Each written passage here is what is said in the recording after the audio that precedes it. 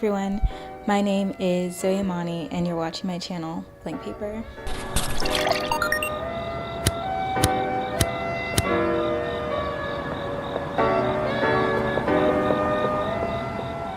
So for today's video, I'm going to be sharing with you guys some things that I've been really liking in the month of November. And this is my first ever official favorites video, or monthly favorites video I should say. I've definitely shared with you guys things that I've been liking, but this is the first time I'm legitimately having a monthly favorites video.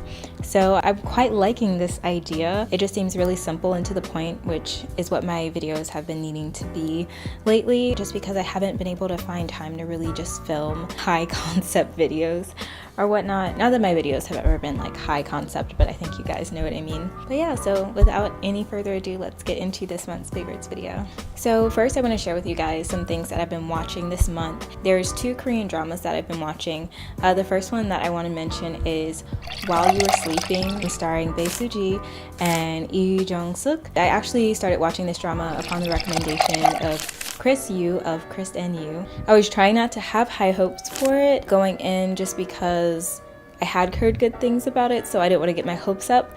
But honestly, so far it's met all of my expectations. I think I'm on episode 9 or 10. I'm not quite sure, but so far it's really good. I'll break down the plot for you guys while trying not to spoil it. Basically, Bae Suji's character, Nam Hong-jun, she has the ability to see the future in her dreams, these premonitions, if you will, and a lot of times she's able to see bad things that will happen in the future. But throughout all of her life, she's never been able to change the outcome of any of her dreams. No matter what she does, they always end up taking place. That is until she meets Jung Jae-chan. After she meets him, he intercepts the outcome of one of her dreams and changes everything. And these premonitions that she's been having that have been weighing on her, she's now able to have faith that she can actually change the outcome with his help. This drama is basically about their mission to change the outcome of her dreams and help to save lives and stop really tragic events from taking place. I don't want to spoil it or reveal too much more, but it's definitely something that makes you think a lot about life and how the small actions in our everyday lives affect larger outcomes in the grand scheme of things, and how the small things affect the big picture. I really like that it gets you to think about that. Also, it's just a very nice drama to watch during the fall and winter time because it just has that mood, it has that feel. It's very warm. I love the romance between Nam Hong-ju and Jung Jae-chan. It's just very warm and sweet and innocent. It just has those perfect fall, winter, Bae vibes.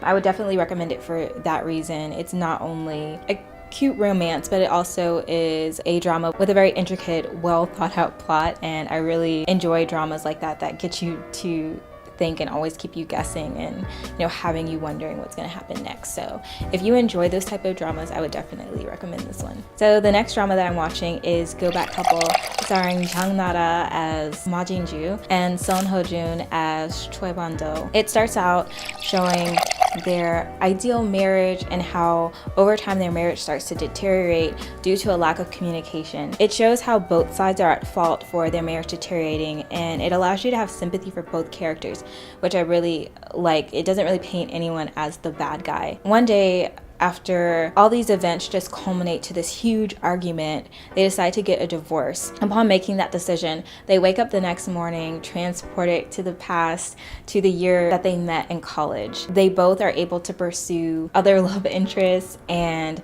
live the lives they always wanted and see how things would turn out if they never dated each other and never got married. And it's really interesting because throughout the drama, you get to see how much of their relationship was ruined just by their lack of communication. Though they really did love each other, they weren't able to express that because just of how little they communicated what they were really feeling and what was going on inside. This drama also explores experiencing loss and how that can affect a marriage. They do have a child, so how having a child can affect your marriage and just all of these different aspects of marriage. And I think it's fairly deep for a K-drama. It's really funny too. It's very comedic. It has great subplots, great supporting characters. It really hits you in the feels. There's a lot of tears in this one. And I was also really happy to see Son Ho-jun in another drama since Reply 1996. I think it was 96, or was it 94? I think it's 94, Reply 1994. After seeing him in that as, what was his name? It was something funny. I should have looked this up before filming. I loved his character in that, but he ended up alone. Sorry, spoiler alert, I guess. But it's really nice to see him as the main lead in a drama, because I really thought he was great in Reply 1994. I definitely recommend both of those dramas. They kind of hit you in the feels, but neither one of them hit you in the feels as much as the next show that I'm about to mention. That is This Is Us, and I'm way behind. I'm still in season 1. I think I'm on episode 16 of season 1. Season 2 is live and airing right now. I love Mandy Moore in this series. She's amazing. If you haven't seen the show, Mandy Moore is the mother of 3 children in this series, so you get to see them grow up. The title kind of says it all. It's really an expose of these characters, their lives, and it just really gets into the nitty-gritty of everyday life. You're able to see how their childhood and their growing up experiences affect them today and their lives and the decisions that they make, how different things affect us from growing up and how we process that, how different people process things differently. This series also explores race relations. One of the characters, she is obese later in life, and it shows how her growing up affected her weight gain and her inability to lose the weight. And it's just so, I don't know, it's so gut-wrenching, and I feel like everyone can connect with it in some way. It's so relatable. I just love that it's so story focused and so character focused, and there's not a lot of bells and whistles. It's just This Is Us. And if you watch the series, you'll know what I mean, but yeah, I highly recommend it. It just makes you think about life and appreciate life and appreciate people. But yeah, not sure if I'm making any sense, but yeah, it's so good. So next, I want to talk about a couple YouTubers that I've been really enjoying their content lately, and one of them is Chris of Kristen Yu. I love her vlogs that she's been doing lately. I love that she's really open and honest about when she's starting to feel burnt out on her channel or like bored with her content, or that she needs to take a break, and then she always comes back and it's like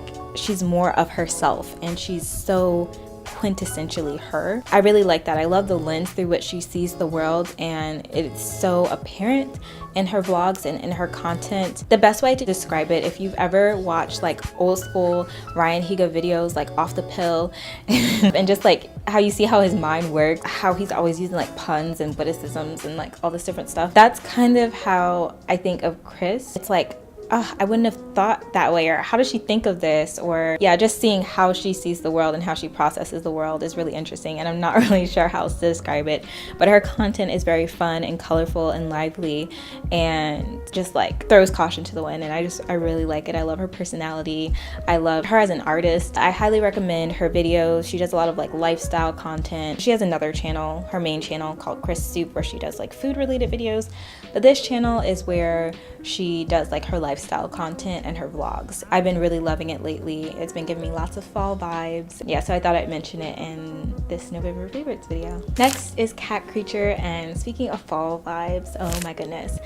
She goes to RISD, the art school, and the landscape there is just so beautiful and it's overflowing with fall colors. It's just an overwhelming statement in her vlogs lately. It just feels like so much like fall, and on top of that, she just has a very warm personality. Her videos are very down to earth. She does vlogs. It's just her very everyday life, and that's what I love about it. Like, she'll show herself eating cereal and going to class and getting sick and chilling in her room.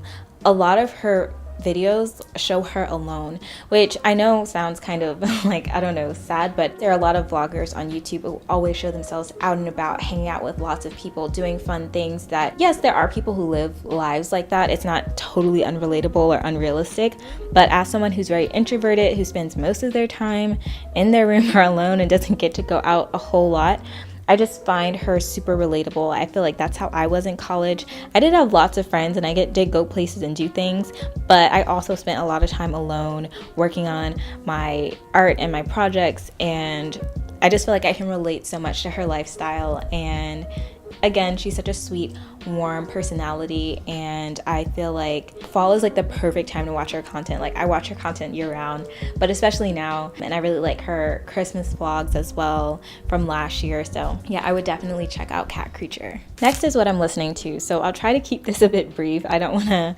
go into too much detail of everything I'm listening to, but I created a playlist on 11/11, so November 11th. I don't know, that's kind of my thing. I just have a thing for 11/11. I love whenever I catch the time right at 11/11. I just feel like it's a good sign.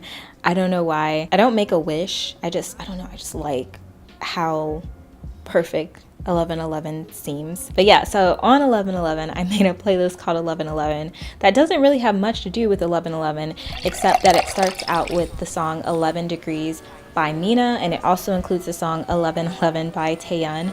But it is a K-pop playlist, and I do think it really feels like fall to me when I listen to it.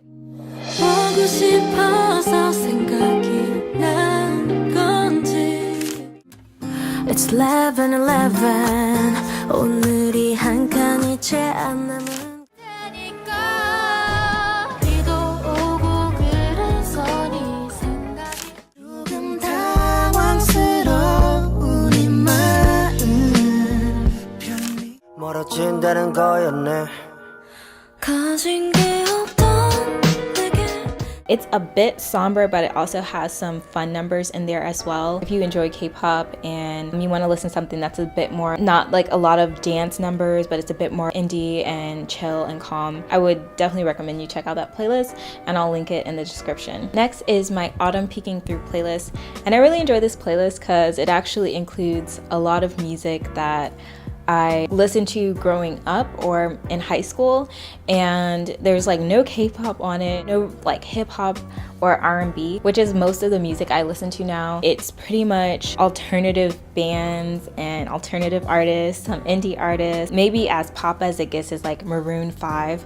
I'll be waiting for you, baby. We were younger. That was way back before. Unmistakable, it's undeniable. February 5th, Friday morning, purple dawn. May not know that maybe but they don't make fairy tales sweeter than ours. It really feels like fall, and I think you might discover some new music that you haven't heard before, especially if you don't branch out into alternative music as much. And also, like I said, these tracks are a bit older. Most of them are like from when I was in high school, so yeah, I definitely recommend checking out Autumn Peeking Through. Next, I just have two albums I want to mention. The first is All Things Work Together by Lecrae. Always New and Blessings really make me feel like fall. There's like a trap number, a Hammer Time, and also What You Mean featuring Aha Gazelle, who is from my hometown of New Orleans, or home city, I guess I should say. Made it through. My mama say she ain't surprised, told me that she always know. I can never slack or back up on my dream. I'm a fresh prince, got me feeling like a king. I wish you luck. I wish you luck. And you got nobody to turn to. Just hold on and I'll find you. See him out the slammer, I set free for real. Feel my town around through Atlanta, diesel took the way. There's so many great features on this album, and it's so well produced. I love the quality and the sound, and it's just a very warm, uplifting album, which I've really needed lately. I especially recommend the song I'll Find You featuring Tori Kelly, and this song has really gotten me through a lot. And lastly, I realized this is actually an album/playlist because it's Ariana Grande's Christmas album plus any other Christmas songs that she's released all mashed into a playlist. But it's Christmas and Chill by Ariana Grande. My favorite tracks are Winter Things, Not Just on Christmas, and Snow in California. Celebrate you, baby, I adore you, not just on Christmas. It's called Holiday, made just for me and my baby. Because now in California, I'll never settle for it. He's the real one, I know it. Look at all the things my true love gave to me. Last Christmas, I gave you my heart. yeah, it definitely like puts you in the Christmas spirit, and it's got a great like R&B sound. It's like up there with like the Destiny's Child Christmas album and the Mariah Carey Christmas album. It just has that sound, and I love that. That album has literally been on repeat. I listen to it like every day. So I know that's really like winter and not fall, but I have to mention it because I really have been listening to it every day. So I just have one more thing that I want to mention, and it's a candle.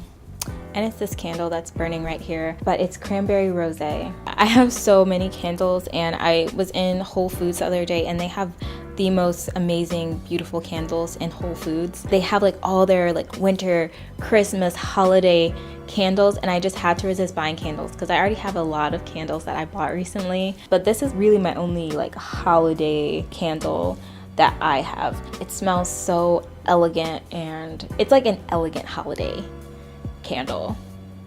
Like, it's not really like the fun and games, the reindeer and like snow.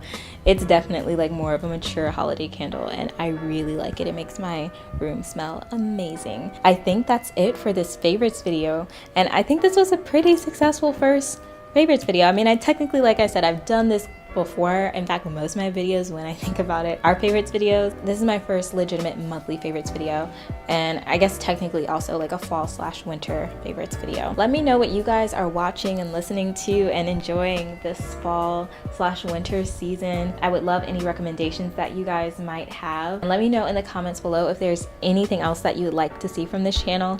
I'm thinking of doing a fall candle collection, even though, like I said, my candles aren't really technically like fall or winter. Actually, I do have a few. I take that back. Actually, I definitely have some fall and winter themed candles. So yeah, I'm thinking of doing a candle collection video. Let me know if you guys would be interested in that, because I just feel like candles are such a great way to add ambiance to any room, and they also provide aromatherapy and help you to relax, which totally goes with the theme of my channel, aesthetic and calm. So yeah, let me know if you guys would be interested in seeing that video. A lot of them I bought recently, so they're candles that you can still get. I'm not sure if I'm great at describing scents. I don't even think I really described the scent of this candle now that I think about it, but it's worth a shot. It's worth a try. And I would love to share my candle collection with you guys because I'm low-key obsessed with candles. But anyways, thank you guys so much for watching this video. Like this video if you liked it. It lets me know to make more videos like this in the future. And subscribe to this channel if you like content that is aesthetic and calm, because that's what I do here on this channel. Thank you guys so much for watching, and I'll see you in the next one. Bye guys.